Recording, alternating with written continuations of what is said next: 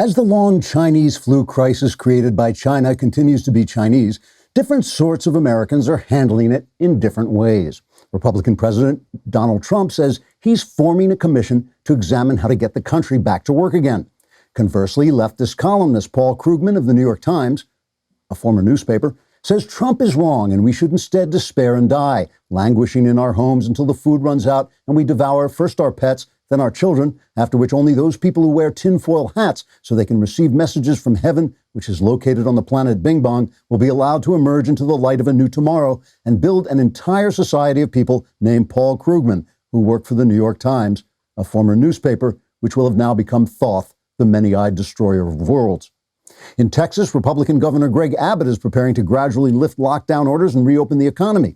In Michigan, Democrat Governor Gretchen Whitmer has ordered $10,000 fines for anyone who looks out their window or believes in God, and has signed into law a decree allowing her to wear military uniforms, including a large Napoleon-style hat with a peacock feather in it. The law also requires anyone who thinks of her to remark out loud how attractive she looks in her new hat and how powerful yet merciful she is in her complete control of every aspect of Michigan life. Those who do not will be executed, along with anyone who takes a walk or seems hopeful. Several Republican governors have issued no lockdown orders at all, fearing they might violate the public's constitutional rights.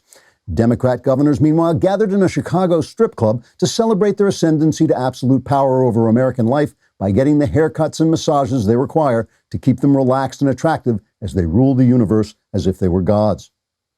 So a pattern is beginning to emerge. Trigger warning, I'm Andrew Klavan, and this is The Andrew Klavan Show. Hunky-dunky, life is tickety-boo. Birds are winging, also singing hunky-dunky-doo. Ship-shaped, tipsy-topsy, the world is zippity-zing. It's a wonderful day, hurrah, hooray! It makes me want to sing. Oh, hurrah, hooray! Oh, hooray, hurrah! So I hope you all had a happy Easter, obviously a quiet Easter. Mine was quiet, but it was meaningful, and maybe I'll get to talk about it a little later in the week. But I was reminded over the weekend of a story. I've told this story a couple of times, but not for a long time. It's worth retelling.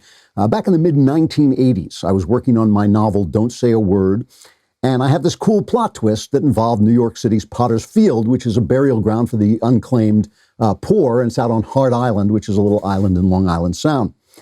Civilians weren't allowed to go out to the island, so I convinced a reporter pal of mine to do a story about it, a radio story, and I went with him pretending to be his producer. And I can't tell you who the reporter was because he's now a very big media muck-a-muck. But the two of us rode out to the island with a press officer from the city, and we were on a barge loaded with coffins, which were these sad, inexpensive wooden boxes. I could see through the knotholes. I could see the bodies wrapped in plastic inside. And we went out to the island, we watched the bodies buried in a mass grave, and while my friend asked typical reporter questions about the budget and so on, I was asking questions like, if a bad guy wanted to bury jewels in one of these boxes, how would he ever find them again? Until finally the press officer turned to me with this kind of odd look on his face and said, "Who are you again?" And I pointed at my friend with a straight face and I said, "I'm his producer." Anyway, I did my research and Hart Island figured in the novel and became the site of the climax of the movie. So the other day, the reason I was reminded of this is the Associated Press put out an aerial photo of a typical Hart Island mass burial like the one I watched, and it went viral as a sign that masses and masses of deaths were occurring in the city. So many that people were being shoveled into mass graves on Hart Island. Politico wrote an article about it that was not exactly dishonest, but it was very deceptive. Its lead was, the number of burials at New York's Hart Island has increased 5-fold as the death toll from the coronavirus continues to rise. Well, sort of. Burials on Hart Island take place when there are enough unclaimed bodies to make a burial run. With New York a Chinese flu hotspot, mortuaries cleared out a lot of the unclaimed bodies to make sure there was enough room for people who were dying, who were coming in.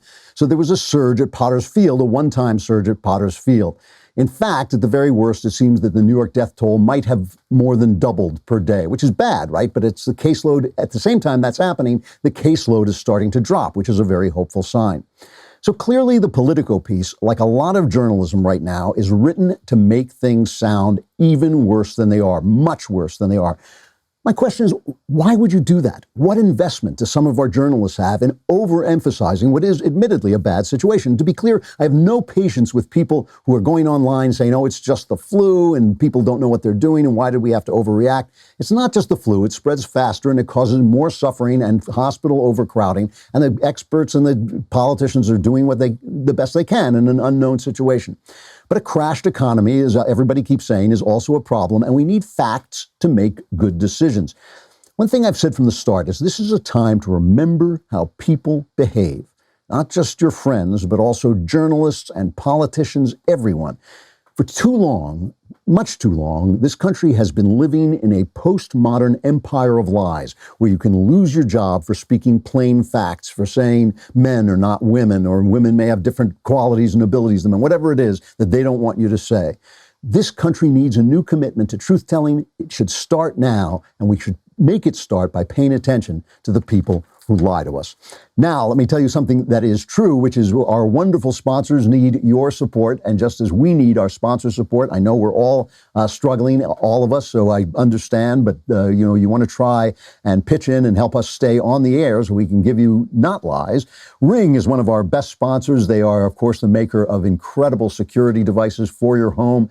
They help you with doorbells that are video doorbells so you can see who's at your door no matter where you are. I mean, obviously, right now, you're home, but even at home, you can look out and talk to anybody who comes to your door. But if once we start traveling again, you'll want to be able to travel and see who's coming to your door as well. With the all-new Ring Video Doorbell 3, it's upgraded. There are additional security features, and it works on any home. You can see and speak with visitors with HD video and two-way talk, get phone notifications when your doorbell detects movement, adjust what areas you get motion alerts for, so you only receive alerts you care about, and you get dual-band Wi-Fi, brings a more flexible and reliable connection. Plus, it features a quick-release rechargeable battery pack for easy recharging. Get a special offer on the Ring Welcome Kit when you go to ring.com/Klavan. The Welcome Kit includes the Ring Video Doorbell 3 and the Chime Pro. It's all you need to start building custom security for your home today. Just go to ring.com/Klavan. That's ring.com/Klavan. Anyone comes to your home, just say, how do you spell Klavan? And if he knows... there are no easy things. If he says that, that's my producer, Rob Sterling. Do not let him in. He will steal you blind. All right, let me show you what I mean about the way they're reporting this. Here is a montage from our friends at Newsbusters. We love them over there, the Media Research Center. Here's a montage of networks reporting a death toll number that came in over the weekend. It's cut 3. The death toll in this country surpassing 20,000. That includes more than 2,000 lives lost in the last 24 hours. America's deadliest day yet. 783 deaths in New York alone. This latest surge pushing the U.S. total beyond hard-hit Italy after already overtaking Spain, now the deadliest nation in confirmed COVID-19 fatalities. Tonight, a grim milestone for the United States. More than 20,000 Americans have died from COVID-19, this country now leading the world in reported deaths from the virus. Today, the United States surpassed Italy as the country with the most deaths. So far, more than 20,000 Americans have died. About a third of all deaths have happened in New York. New York State alone has more coronavirus cases than any country on Earth. So, Professor, would you say it's time for everyone to panic? Yes, I would, Ken. Well, exactly. I mean, some of you may have noticed that America is a little bit bigger than Italy. So, yeah, in number of cases, America is first. In a number of cases, it is fourth among the top 6 countries. And in number of deaths, of course, it's also first, but it's fifth among the top 6 countries. And we don't even know that much about it, but clearly that was designed to make you feel bad. It was designed to make things seem even worse than they are. And it's not minimizing the situation. It's not saying it's all a conspiracy to take our rights away or anything like that. It is, those are networks. That's not cable TV. Remember who lies. Remember the way they tell stories, because it's going to matter when things calm down as well. All right. Now, before we even get to the stories about the virus, I mean, the stories about the virus are always going to be there, so we'll come back to them. But I want to start with a non-virus story. I want to go back to this Joe Biden thing with the sexual allegations, because there have been some amazing, amazing stories over the weekend. we on the right have been complaining that after the Kavanaugh hysteria, the absolute hysteria over Brett Kavanaugh, and think back to what that was like. Think back to the articles, the op-eds that were written, and these really burned me. The op-eds that were written by women saying, I was attacked when I was young, and therefore I know that Christina Blasey Ford is telling the truth. That I know that Brett Kavanaugh is guilty because I was attacked. I mean, why does something like that even belong in a respectable journal or in a respectable newspaper? Why would anybody say that? I mean, I could say that about anybody. No one, zero people, have run that story about Joe Biden. Now, remember, this is a lady, Tara Reid, says in 1993, Biden, there are all these reports of Biden smelling people and rubbing people and nudging people, and he's gotten a complete pass from the left. It's like, oh, that's just Joe. It's good old Uncle Joe. You remember Uncle Joe? You probably had an Uncle Joe in your house that you're still going to a psychiatrist for. So that was good old Uncle Joe. They kept telling us, it's like suddenly he gets a complete pass.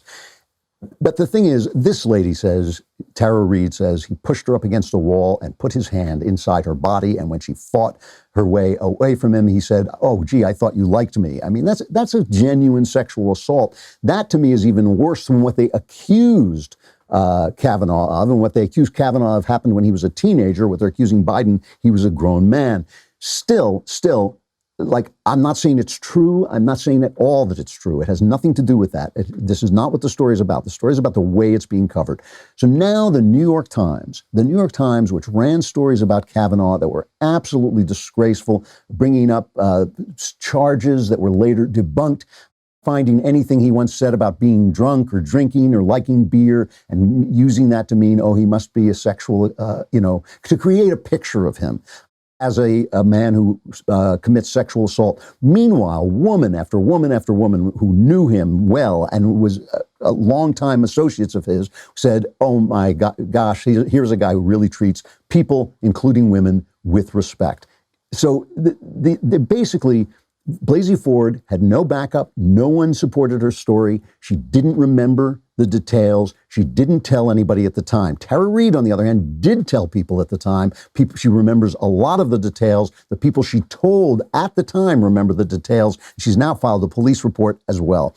So the New York Times runs this story about these charges, and they say a friend said, by the way, on page 20, a friend said that Miss Reid told her the details of the allegation at the time. Another friend and a brother of Miss Reid said she told them over the years about a traumatic sexual incident involving Mr. Biden. Then it says no other allegation about sexual assault surfaced in the course of reporting, nor did any former Biden staff members corroborate any details of Miss Reid's allegation. The Times found no pattern of sexual misconduct by Mr. Biden, a similar set of facts. Well, they found no pattern of sexual conduct by Mr. Biden.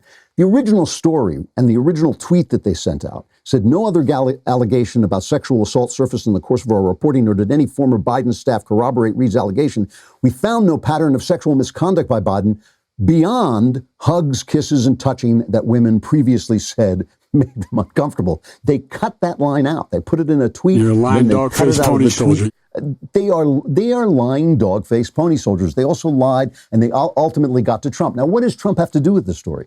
Zero. He has nothing to do with the story. What is the point unless you're a leftist saying, well, look at Trump. Trump did things too. And listen, I'm not backing Trump's sexual behavior. I'm not attacking anybody on this except the New York Times, a former newspaper, now a lying dog-faced pony soldier. All right, so now they write, Mr. Trump has even boasted. Notice the even. So it's not so bad, with Biden knocked a girl against the wall and rammed his hand up her. That's, that allegedly, again, but they're just comparing accusations.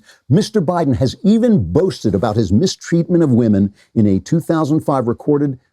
He described pushing himself on women and said he would grab them by the crotch, bragging that he could get away with anything because of his celebrity. He did not say that. That is an absolute mischaracterization of what he said. He said women will allow celebrities to do anything, even grab them like that. Okay, that's what he said. You're a newspaper, right? Just get it right. Again, not backing Donald Trump's behavior, not backing or accusing anybody except the New York Times. These are liars. These are people who are distorting the news. They're judging one group of people their people by one standard and judging another by another standard. And when you're dealing with something like this, there's got to be one standard, right? There's got to be, this is the way women should be treated. This is the way everybody should treat women. It means that, you know, we understand that there's a possibility of witch hunts. We understand there's a possibility of everybody being accused. I mean, at one point, Dustin Hoffman was accused of inviting a girl to his hotel room, and she said no, and he said, okay. That's not an abuse. That's an invitation. So, I mean, the way it's being reported is just utterly different. Completely different. And remember, one was Supreme Court Justice nominee, the other is running for President of the United States. So it's an equally important story, at least. So now Dean Baquet it is Baquet, I think. It's not Baquet. Baquet goes on with Mr. Potato Head, what's his name? Brian Stelter, on the hilariously named Reliable Sources. And this is the way Mr. Potato Head treats Dean Baquet of the New York Times as this story is coming out. It touches everybody's lives, the tragedies of people dying alone, hospitals struggling. The sheer enormity of the story, I think, is larger than any story I've been involved in my career. In your career, wow. And that makes the president's tweets toward you in the New York Times seem all the smaller. He's tweeting these small complaints claiming that anonymous sources are made up. Can you just help us reality check, fact check that? I think if anybody reads the stories he's referring to, they will see quotes from emails within the government, quotes from reports from within the government, on-the-record interviews from people within the government.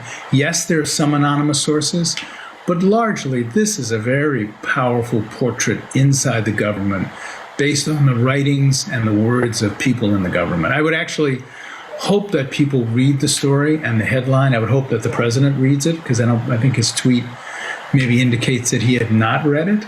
Wow, Dean. Wow, Dean. Gee, gosh. How small is Donald Trump compared to you? You're so big, Dean. Wow. How small and petty is Donald? Could you fact check how petty Donald Trump is for me, please, Dean? Please, Dean. I mean, here's a guy who just ran a story based on an entirely different standard of behavior about one candidate than they did about another nominee. Here's a guy who could be asked about Maggie Haberman. You know, she was revealed in one of the pilfered emails. She was revealed to be a friend of the Clinton campaign, someone the Clinton campaign thought that they could rely on to spread the news as they wanted it to be spread. Why did you hire her? Gee, Dean, wow, why did you hire her? Maybe you could fact check me on this, Dean. Why did you hire her to cover the White House after she'd already been exposed as a partisan? Why, you know, how about the Russian collusion hoax that turned out to be nothing? All the Maggie Haberman stories that you filed from unnamed sources that turned out really not to be all that true, that kind of turned out to be planted by people like Brennan and people like Comey, who were trying to sell the story in a certain way. Wow, Dean, could you just fact check me on how much you lied about this? I mean, this is the thing, and it's an entire way of thinking. You know, Bill Maher, I always give credit to Bill Maher because I respect him even when I disagree with him. Here's something he said the other day. This is cut one about the virus. It scares me that there are people out there who would rather die from the virus than call it by the wrong name. This isn't about vilifying a culture. This is about facts. This is about life and death. We're barely 4 months into this pandemic. And the wet markets in China, the ones where exotic animals are sold and consumed, are already starting to reopen. The PC police say it's racist to attack any cultural practice that's different than our own. I say liberalism lost its way when it started thinking like that and pretended that forcing a woman to wear this was just a different way instead of an abhorrent human rights violation. It's not racist to point out that eating bats is bat crazy. So they immediately attacked him. The Daily Beast, Bill Maher goes on despicable, racist rant again. You know, the journal Nature is apologizing to China and all this stuff. But that's the world. That's the world we're going to come back to. And that's the world that we really have to correct. That's the problem. The problem that he can't say that without being attacked as racist, that speak the simple truth. That's what we have to pay attention to. Keep track of the liars. Keep track of who they are so we remember when we come back. All right, let us talk about LifeLock. I know you're sitting at home. You're online all the time. I know you're looking at terrible, terrible things. But the important thing is you don't want anybody to steal your information. It is a pain if they steal your identity. It is something that is really, really tough to get set right. LifeLock not only will help you prevent that, but they'll also help you correct it if it happens, right?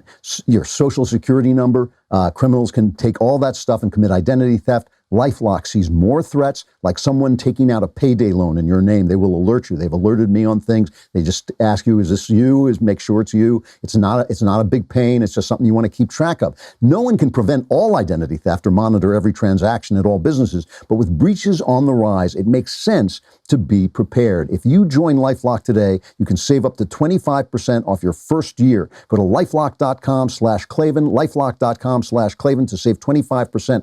If your identity is stolen, they have experts who will help you put it back together, and that's why you need to know how to spell Klavan so you can get that deal. Klavan.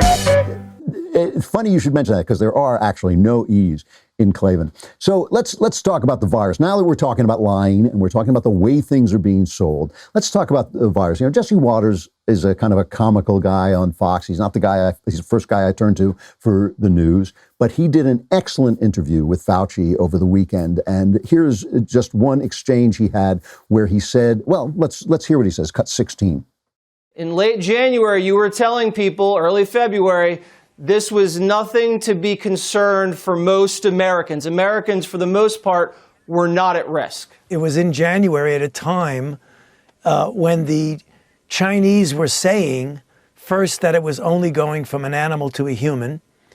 And then when there were human cases that looked like they were transmitted, that it was very inefficiently transmitted. It was at that time in, I believe, mid-January, that we made the statement that if in fact that's true, that this is mostly animal to human, and we're not in China and it's very inefficiently spread, that in fact it may not be something that is of a major threat outside of China. When it became clear that not only is it transmitted efficiently from human to human, but that it was very, very contagious. So China lied, people died. I mean, that's basically what happened. China was, and they're still lying. And when they talk about, before when I was reading those statistics saying we're number 5 on the list of people dying, that's not including China because China lies. Russia lies. We don't know what they're doing. India doesn't have good stats. We don't know what's going on in a lot of these countries. We probably have a fairly high level of stats, not good testing still, but still, we just don't know all this stuff. So he's talking about the fact, the fog of war. He's talking about the fact that he didn't know what was going on. Experts are always, listen, even before there was any disease, experts are telling you, don't shake hands. If you go for a walk, wear a helmet. That's what experts are like, especially medical experts, all right? So now he goes on Jake Tapper, and he was asked basically if Trump could have acted earlier about this hindsight fallacy. Here's what he said. This is cut 12. It's the what would have, what could have. It's very difficult to go back and say that. I mean, obviously, you could logically say that if you had a process that was ongoing and you started mitigation earlier, you could have saved lives. Obviously, no one is going to deny that. But what goes into those kinds of decisions is complicated. But you're right. I mean, obviously, if we had right from the very beginning shut everything down, it may have been a little bit different. But there was a lot of pushback about shutting things down back then. As well, there should have been, right? Because you don't know what's happening. Nobody knows what's happening. They have these let me just play Ezekiel Emanuel. All right, this is Rahm Emanuel's brother. This is the guy who helped engineer Obamacare. This is This is in March 27th. Listen to what his expert opinion is of what's going to happen next. Right now, if you look at the numbers, we probably have 1 million COVID-19 cases in the country. And if this is doubling every 3 to 4 days, that means that we'll have 100 million people who have COVID-19 in about 4 weeks. that was 3 weeks ago. There were about 1,800,000 cases in the world, and we still haven't reached a million here. I can't remember what the number is here right this minute, but he's talking about 100 million cases in the country. I mean, talk about being guano crazy. That's the kind of thing that Trump is hearing. That's the kind of thing that politicians are hearing. there are a lot of politicians out there that I strongly disagree with, and all politicians behave in ways I don't like. I mean, apparently politics just requires some kind of behaviors that are not the sort of behaviors that we normally approve of. Okay, I'll buy all that. But a lot of the guys, a lot of the people are trying to do the right thing, even though I disagree with their philosophy, even if I disagree with the way they go about things. A lot of them are trying to make things go well because that's their fortunes depend upon that. Their fortunes depend upon that. When you've got a guy saying, yeah, there's going to be 100 million, look, there was one case today and there's two cases, one case yesterday and there's two cases today. Extrapolate that for 50 days and my God, it's just going to double every day. They just don't know. And I've talked endlessly, I'm not going to go into it again, about how computer models work. And the fact is that they only are guesses. They're guesses made by people putting information in, and the computer does the calculating. That's all the computer does. And because we worship science as if it were a god, we hear the word computer and think, well, that must be scientific, but it's not. It's a guess. It's just somebody, you could do it with a pencil if you wanted to take more time. So that's the kind of thing that people are dealing with. So now Fauci's comments are reported as, oh, Trump didn't do enough. He wasn't listening to the experts. Which is obvious nonsense. Trump would never, he would never have shut down the economy if he weren't listening to the experts. If he didn't care about human life, he would never have done it. The economy is his main accomplishment. He knows that. His political fortunes depend on it. The kind of thinking that goes into the Trump derangement syndrome is so convoluted. If you strip away from him every strip of decency, if you take from him every ounce of human caring and compassion and decency, and just look at him as a politician who wants his political fortunes to go well, the economy matters to him. He would never have done what he did if he weren't getting the message from experts that this is a dangerous thing. And, by the way, the guys on the other side, on our side, the right-wingers who are saying, oh, this is a total overreaction, these guys are stupid, they're not the ones in charge. They're not the ones in the arena. They're not looking at this bulldozer coming down the road and threatening to kill thousands and thousands of people. They don't know how many, cause how much human suffering, cause how many pictures of morgues set up on the street. They don't know what is coming out down the pike at them. They're acting in the dark as best they can with the expert opinions they have. So there's just a lot of this hysteria. And by the way, I should mention that Trump, Deanne Lorraine, who was a former Republican congressional candidate, tweeted out, Fauci is now saying that had Trump listened to the medical experts earlier, he could have saved more lives. Fauci was willing to tell people on February 29th that there was nothing to worry about.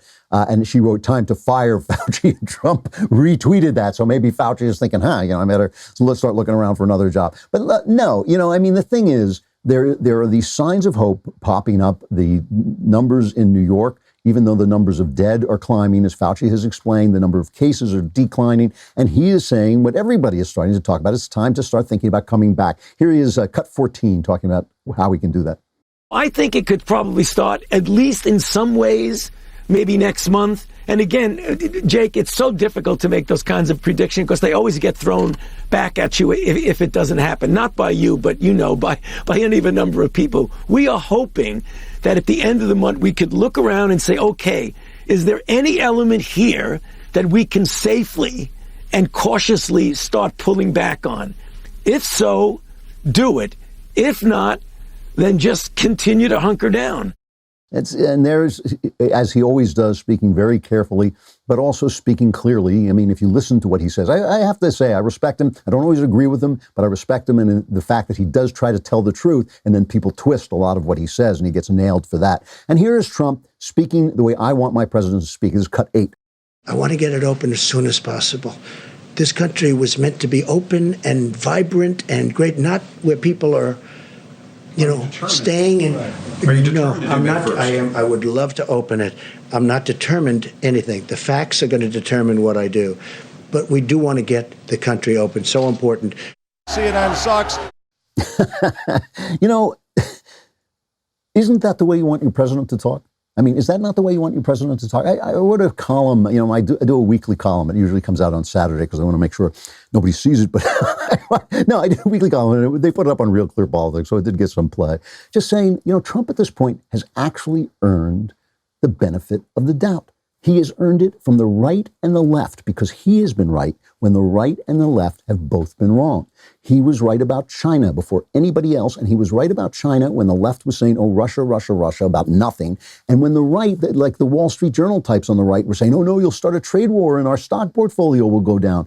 He was right.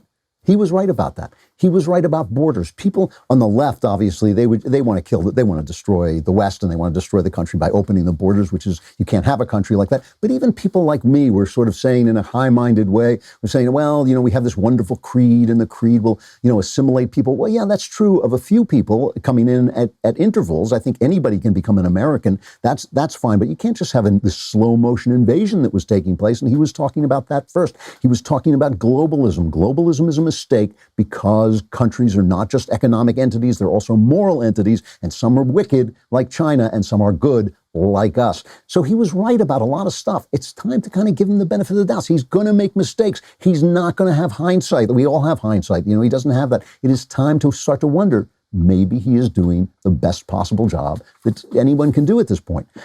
All right, let us talk for just a moment about our new deal, because I know you're all hunkering down trying to save the Klavan. This is what this is all about. Let's not forget. You always have to put your purpose in front of you. You can't just think, oh, I have to sit here in this house. You are saving the Klavan. You stay indoors so that you're dead in the curve. Then you go out. And if you live, ultimately, I go out because then we know it's safe. But what are you going to need? You are going to need more leftist tears tumblers. You need them for yourself. You're going to need them for whoever is locked up with you. And so we have a deal. When you become a Daily Wire Insider Plus or All Access member, we will give you 2 of the magnificent, here they are. You can see them right here. 2 of the magnificent, unbreakable, they are made of obsidian and gold. They are filled with gold. You could sell any one of these for millions of dollars. We're giving them to you. I am lying, but we're giving them to you for free when you become a Daily Wire Insider Plus or All Access members. We will send you 2 of these. And just as a reminder, both tumblers may not get to you at the same time, but you will definitely get 2 of them for the price of 1. And we got something for existing members too. But first, let me tell you, Daily Wire members get a lot of great benefits, including the Leftist Tears Tumbler. You get ad-free website experience, access to all of our live broadcasts and show library. You get the full 3 hours of the Ben Shapiro Show and access to the mailbag, so all your problems will be solved. That's a good deal right there. Exclusive election insight op-eds from Ben. Daily Wire members also get to ask us questions during Backstage and our new All Access tier. I'll be up on Thursday again, and we're doing them every weekday, online Q&As with all the guys. Again, become an Insider Plus or All Access member and double your tiers with 2 Leftist Tears tumblers. Go to dailywire.com/subscribe, dailywire.com/subscribe to get started and get 10% off with promo code Klavan. That's dailywire.com/subscribe, coupon code Klavan. There are no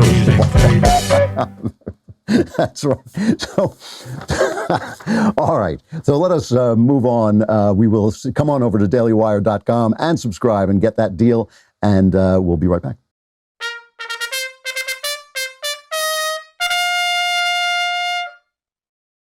All right. Now, the other thing, I keep talking about the fact that in emergencies, you pay attention to how people behave, right? You pay attention to how people behave.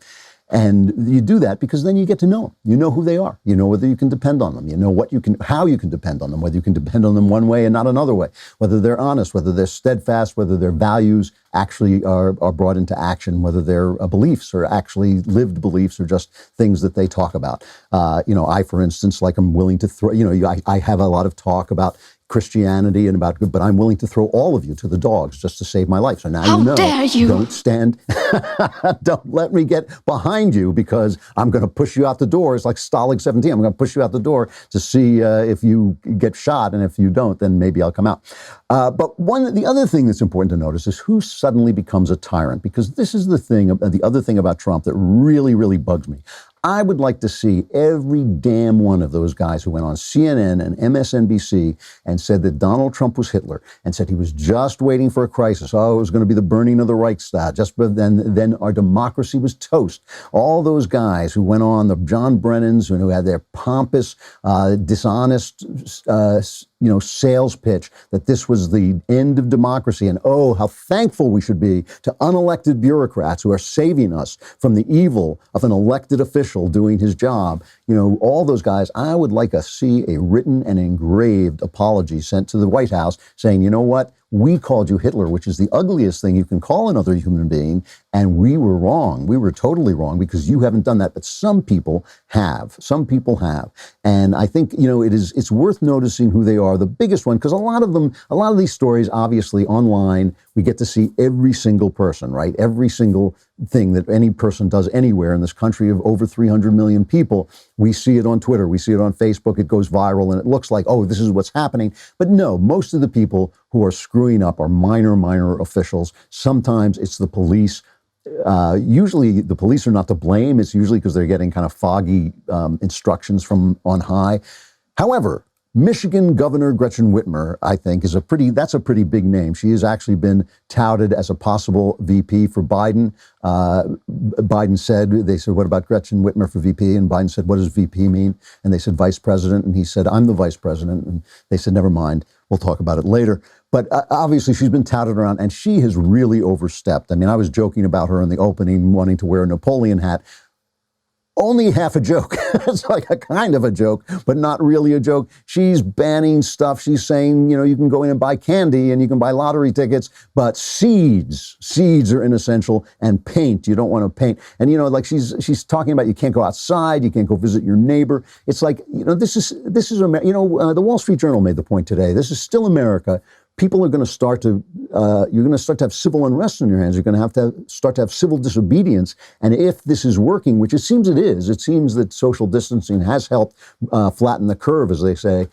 If it's working, you want people to do it. They're not going to do it if you get unreasonable. Louisville, Kentucky, a big city, the mayor, Greg Fisher, said he was banning Easter services, drive-in Easter services. That's where people are sitting in their cars in a long line. Nobody's close to anyone. Nobody's breathing on anybody else. You're still social distances. He was banning those. He was threatening to take pictures of the license plates and send out fines. He was telling people to there were going to be criminal penalties. He was telling people to squeal on anybody who was there. Luckily, one congregation sued, and a federal judge, Justin Walker, went medieval on the guy. He said, this is what the judge said in his decision when he wouldn't let him do this. He said, an American mayor criminalized the communal celebration of Easter.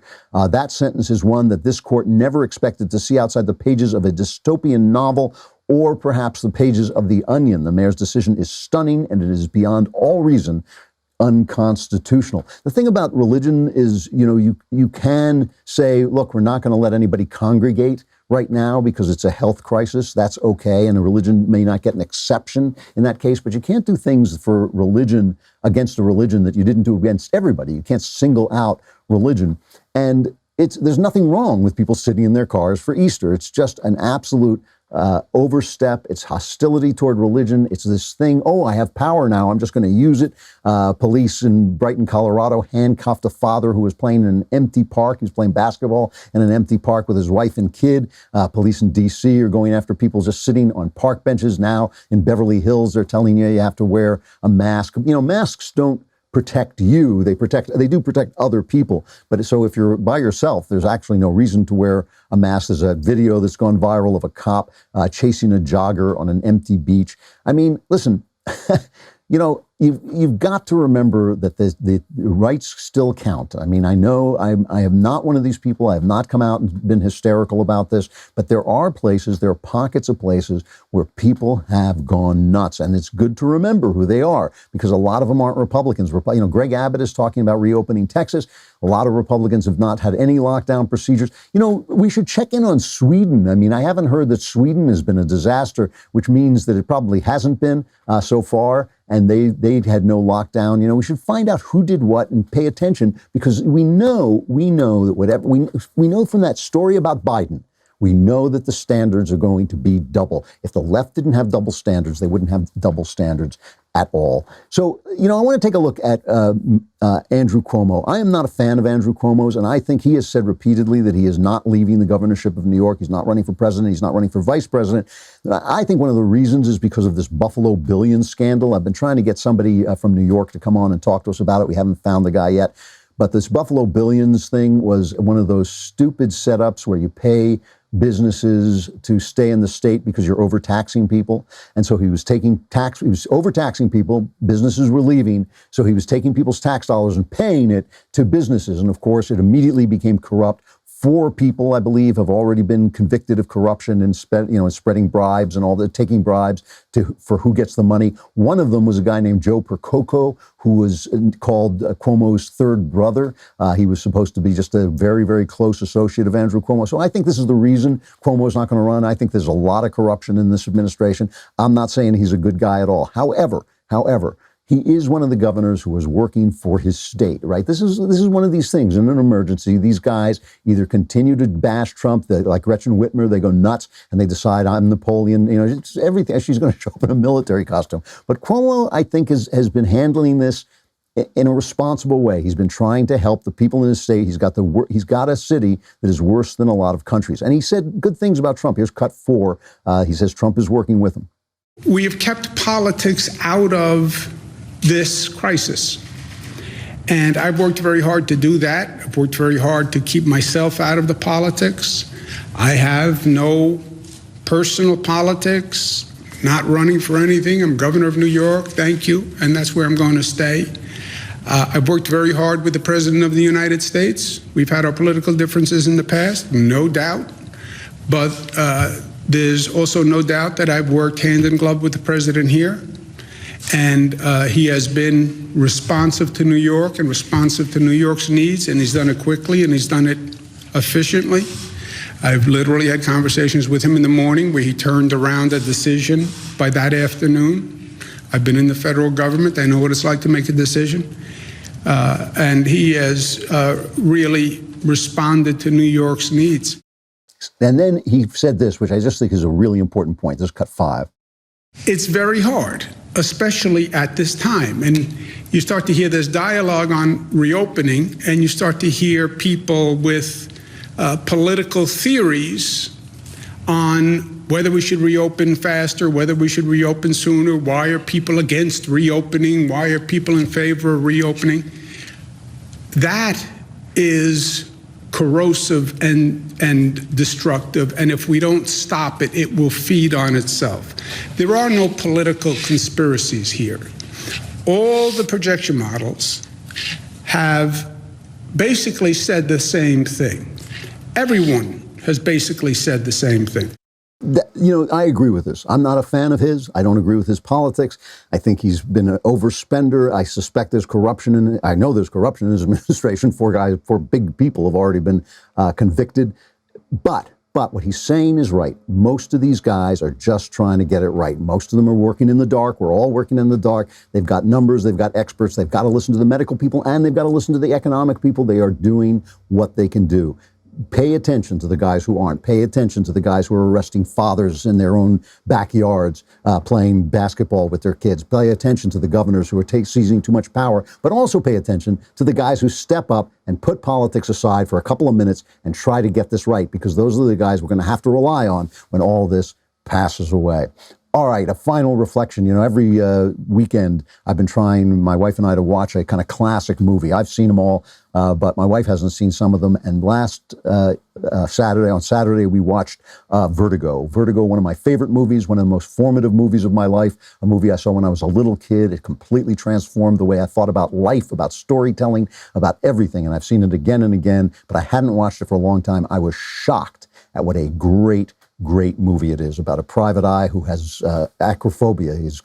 Gets vertigo if he goes up too high, who is hired by a friend to follow his wife because he says he believes his wife is possessed by the dead, and he follows her. It's Jimmy Stewart as the detective. They call him Scotty, and it's Kim Novak as the wife, and they start basically to fall in love with one another. And here's just a quick exchange. They have a famous exchange of dialogue. Where are you going? Oh, I don't know. Shopping? No. Well, anywhere in particular? No, I just thought that I'd wander. Oh, that's what I was going to do. Oh, yes, that's right. I forgot. It's your occupation, isn't it? Yeah, well, don't you think it's kind of a waste for the two of us to wander separately? Uh-huh. only one is a wanderer. Two together are always going somewhere. No, I don't think that's necessarily true. You left a door open. Only one is a wanderer, two are always going somewhere. I don't think that's true. It's a movie about a man who is looking for an ideal woman and about a man who is looking for a woman I don't want to give too much of it away, but to bring a woman, he's a man who's trying to defeat death. He is trying to defeat death, and he's also looking for an ideal woman who may or may not exist. It is a brilliant, brilliant movie. It is a movie about the human condition. It's a kind of goofy thriller, but it's so deep, so rich, so meaningful that I just can't recommend it highly enough. It is based on a novel by two French authors who also wrote the book on which Diabolique was based. Diabolique is a brilliant French thriller that Hitchcock loved and he envied. It was made in black and white, very small, and it got wonderful critical reviews. And Hitchcock, who was always being kind of sloughed off as just a thriller director, was jealous of Diabolique, and so he made Psycho to kind of compete with it, a small black and white film, and finally got some of the respect that he so deserved. Vertigo is frequently named as the greatest movie of all time. I don't believe in greatest movies of all time, but it certainly belongs in whatever top list you're making. A top list without Vertigo in it is not a proper list. Obviously, for modern taste, all these movies are going to be a little slow, but it is worth watching, and the last half hour is as great as anything ever put on film. All right, back again tomorrow. We will talk more about what's going on. I'm Andrew Klavan. This is The Andrew Klavan Show.